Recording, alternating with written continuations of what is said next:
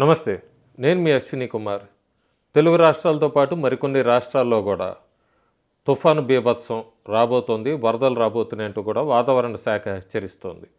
దీన్నంతటికీ మించి మరొక పెద్ద తుఫాను భారతదేశం ఎదుర్కోబోతోంది. ప్రతిపక్షాల కుట్ర వీటి మీద. ఇది ఈ తుఫాన్లన్నిటికీ మించిన తుఫాను. దాదాపు భారతదేశాన్ని అట్లాగే ప్రభుత్వాన్ని పడగొట్టడానికి, భారతదేశంలో అల్లకల్లోలం సృష్టించడానికి ప్రతిపక్షాలు విదేశీయులతో కలవటం, ఈ పెద్ద కుట్రకి అడుగులు వేయటం, ఇదంతా కూడా నేషనలిజం అనేది పక్కకి వెళ్ళిపోతుంది. ఎట్లాగైనా అధికారం వైపు అడుగులు వేయాలి, ఉన్న ప్రభుత్వాన్ని పడగొట్టాలి. మనం గమనిస్తే మణిపూర్లో చల్లారిన హింస అంతా కూడా ఉన్నట్టుండి బగ్గుమంటున్నాయి. విద్యార్థులు ప్రొటెస్ట్ అనే వంకతో, డ్రోన్ అటాకులతో అక్కడ కూకీ టెర్రరిస్టులు మళ్ళీ తెర మీదకు వచ్చారు. ఇంకో పక్క ఉత్తరప్రదేశ్లో కాన్పూర్లో సోమవారం నాడు చూసాం మనం. ఒక పెద్ద సిలిండర్ని రైల్వే ట్రాక్ మీద పెట్టారు. ట్రైన్ డిరైల్మెంట్ కోసం పట్టాలు తప్పాలి, చాలామంది ప్రాణ నష్టం జరగాలి అంటూ కూడా 10 మందిని అదుపులోకి తీసుకున్నారు. ఇప్పుడు ఆ కుట్ర కోణం బయటపడుతోంది. సో రైలు ప్రమాదాల మీద ఒక లోక్సభ ఎన్నికలు అయినప్పటి నుంచి కూడా కుట్రలు నడుస్తూనే ఉన్నాయి. ఇంకో పక్క ప్రతిపక్ష నాయకుడు ఎప్పుడూ లేదు ప్రేమ, క్యాస్ట్ సెన్సస్ అంటూ కూడా ఆ కాంగ్రెస్ పార్టీ అధికారంలో ఉన్న తెలంగాణ, కర్ణాటకలో, హిమాచల్ ప్రదేశ్లో ముందు చేసి ఒక ఎగ్జాంపుల్ కింద చూపించాల్సిన ప్రతిపక్ష నాయకుడు కాదు అని మిగతా రాష్ట్రాల్లోకి వెళ్తాడైనా క్యాస్ట్ సెన్సస్ అంటాడు. క్యాస్ట్ మీద, కులం మీద, ఎస్సీ ఎస్టీలని విడగొట్టాలి అనే ఒక పెద్ద కుట్రతో ముందు అడుగు వేస్తున్నాడు. ఇంకో పక్క ఎప్పుడూ లేదు ఆర్మీ జవాన్లని విడగొట్టడానికి ప్రయత్నిస్తున్నాడు. ఆయన ఇచ్చే స్టేట్మెంట్స్ అన్నీ కూడా డివైడ్ అండ్ రూల్.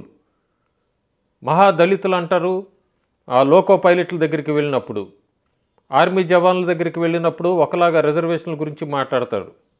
అంతేకాకుండా వివిధ రకాలుగా విడగొట్టడానికి ముస్లిం వర్గాలు ఒక పక్క, హిందువుల్లోని విభజన, ఎస్సీ ఎస్టీస్ అంటూ కూడా ఒక పక్క, టోటల్గా భారతదేశాన్ని డివైడ్ అండ్ రూల్ వైపు అడుగులు వేస్తోంది ప్రతిపక్ష పార్టీలన్నీ. అందులో ముఖ్య పాత్ర, ముఖ్యమైన స్టేట్మెంట్స్, రాహుల్ గాంధీ ఇస్తున్న స్టేట్మెంట్స్ అన్నీ చూస్తుంటే మనం అదే జరుగుతోంది.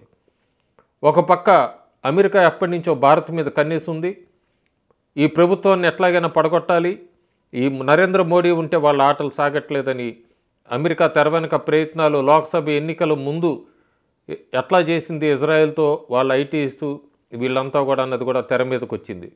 అయినా కూడా ఎక్కడ అమెరికా గంభీరంగానే ఉంది, బయటకు ఒప్పుకోవట్లేదు. నిజాలు బయటపడినాయి అన్నది మాత్రం వాళ్ళకి మింగుడు పట్టలేదు. ఇంకో పక్క బంగ్లాదేశ్లో షేక్ హసీనా ప్రభుత్వాన్ని ఎట్లా కోల్దేశారు అమెరికా అండుతో అన్నది అందరం చూసాము. ప్రస్తుతం తాత్కాలిక ప్రధానమంత్రి భారతదేశానికి అల్టిమేటం ఇస్తున్నారు, షేక్ హసీనాను మాకు అప్పచెప్పండి లేదంటే తీవ్ర చర్యలు ఉంటాయని. ఇంకో పక్క పాకిస్తాన్లో మళ్ళీ అందరూ రోడ్ల మీదకి వచ్చారు, ఆందోళన మొదలుపెట్టారు ఇమ్రాన్ ఖాన్ని జైలు నుంచి విడుదల చేయాలని. సో భారతదేశంలో మళ్ళీ జమ్మూ కాశ్మీర్లో చొరబాటుదారులు ఈ మధ్యకాలంలో ఎప్పుడు వినలేదు మనం, అంతా ప్రశాంతంగా ఉంది. సోమవారం ఉదయం లష్కర్ తోయిబా మిలిటెంట్స్ని ఆర్మీ జవాన్లు తొదముట్టించారు. ఏం జరుగుతుంది భారతదేశంలో అన్ని రాష్ట్రాల్లో, మహారాష్ట్ర నుంచి మొదలు పెడితే బీహార్లో క్యాస్ట్ సెన్సస్ అంటూ, అట్లాగే బీహార్ కాదు మిగతా దేశం మొత్తంలో క్యాస్ట్ సెన్సస్ అంటూ ఒక పక్క ఒక నాయకుడు విభజన ప్లాన్ చేస్తుంటే, ఇంకొక వర్గం అంతా ట్రైన్ డిరైల్మెంట్, పట్టాలు తప్పడానికి వీటన్నిటికీ కూడా వాళ్ళు ఒక రకమైన ఎత్తుగడ వేస్తూ ఉంటే, ఇంకో పక్క మణిపూర్లో ఈశాన్యం నుంచి కూడా అటువైపు నుంచి కూడా హింస రగిల్చాలంటూ కూడా ఒక కుట్ర జరుగుతుంటే, ప్రతిపక్ష నాయకుడు అమెరికా వెళ్ళి ఏం మాట్లాడుతున్నాడు ఆర్ఎస్ఎస్ గురించి, మహిళల గురించి. బహుశా ఆయన మర్చిపోయినట్టున్నాడు. ఆయన గ్రాండ్ మదర్ ఇందిరాగాంధీ, స్వర్గీయ ఇందిరాగాంధీ ఆర్ఎస్ఎస్ని ఎట్లా పొగిడింది, ఏంటి ఆర్ఎస్ఎస్ పాత్ర ఏంటి అన్నది ఆయన గుర్తుపెట్టుకోవాలి. ఎక్కడో విదేశాల్లో కూర్చొని భారతదేశం మీద, మన దేశం మీద విమర్శలు చేయటం ప్రతిపక్ష నాయకుడికి తాగదు. ఏదైనా ఉంటే దేశంలో చూసుకోవాలి, కానీ విదేశీ గడ్డ మీదకి వెళ్ళి భారతదేశం పరువు తీయడానికి ప్రయత్నించడం అనేది ఎలాంటిది అనేది ఆయన ఒకసారి గుర్తుపెట్టుకోవాలి. దీనికి అన్నిటికీ అమెరికా ఎప్పటి నుంచో ఎదురు చూస్తోంది. అమెరికా, చైనా పైకి శత్రువులాగే కనబడతారు కానీ లోపలిద్దరూ ఒకటే. వాళ్ళన్నా ఆధిపత్యం చలాయించాలి లేదా అమెరికా అన్న చలాయించాలి. ఇప్పుడు వీళ్ళిద్దరిలో ప్రతిపక్ష నాయకులు, భారతదేశానికి చెందిన ప్రతిపక్ష నాయకులు ఆ కుట్రలో బాగా ఇరుక్కున్నారు. ఒకసారి మనం సిరీస్ ఆఫ్ స్టెప్స్ తీసుకుంటే రాహుల్ గాంధీ అమెరికా పర్యటనలో ఉన్నారు. కర్ణాటక ఉప ముఖ్యమంత్రి డీకే శివకుమార్ అమెరికా చేరుకున్నారు. ఎంకే స్టాలిన్ తమిళనాడు ముఖ్యమంత్రి అమెరికా చేరుకున్నారు. కమలా హాసన్ సినిమా యాక్టర్ ఆయన కూడా ఏఐ కోర్సు నేర్చుకుంటానన్నట్టు అమెరికాలో అడుగుపెట్టారు. ఏం నడుస్తుంది అమెరికాలో? భారతదేశం మీద కుట్ర లేదా భారతదేశం మీద విమర్శలు చేయడానికి సెంటర్ ఆఫ్ పాయింట్ అమెరికానే దొరికిందా?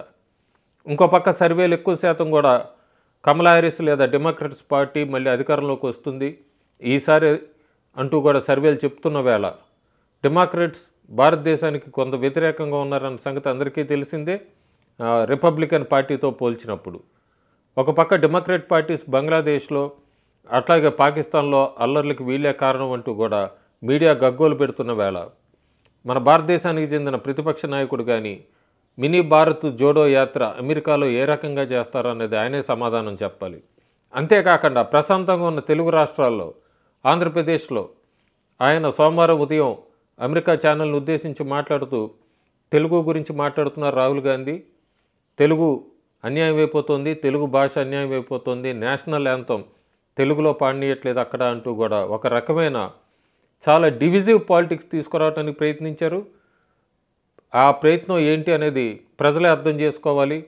భారతదేశంలో ఎలాంటి కుట్ర నడవబోతుంది, రాబోయే రోజుల్లో మనం ఎలాంటి హింసాత్మక ఘటనలు కొన్ని చూడబోతున్నామో, వీళ్ళ ఎత్తుగడలకి ఎంతమంది అమాయకులు బలైపోతారు అనేది అయితే మాత్రం మనం చూడాలి.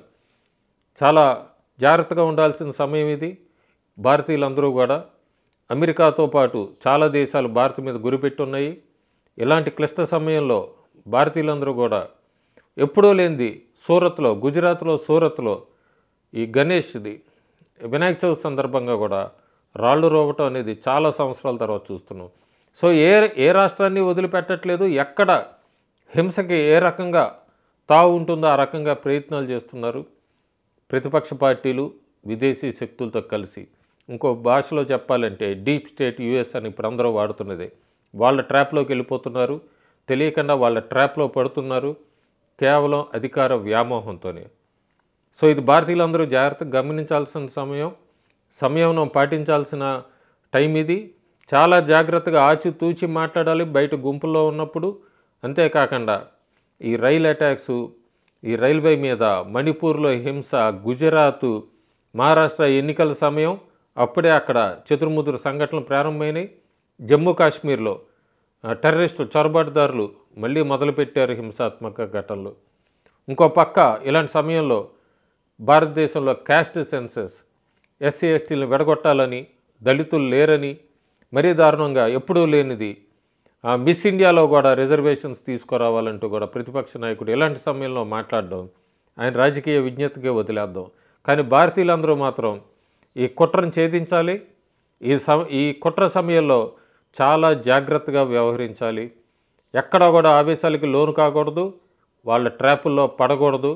మిగతాదంతా నేషన్ ఫస్ట్ అని ఎందుకు చెప్తానంటే ఏ పార్టీ అధికారంలో ఉన్నా పర్వాలేదు కానీ మనమందరం భారతీయులు అనేది గుర్తుపెట్టుకోవాలి. అలాగే ముందుకు అడుగు వేయాలి. Thank you.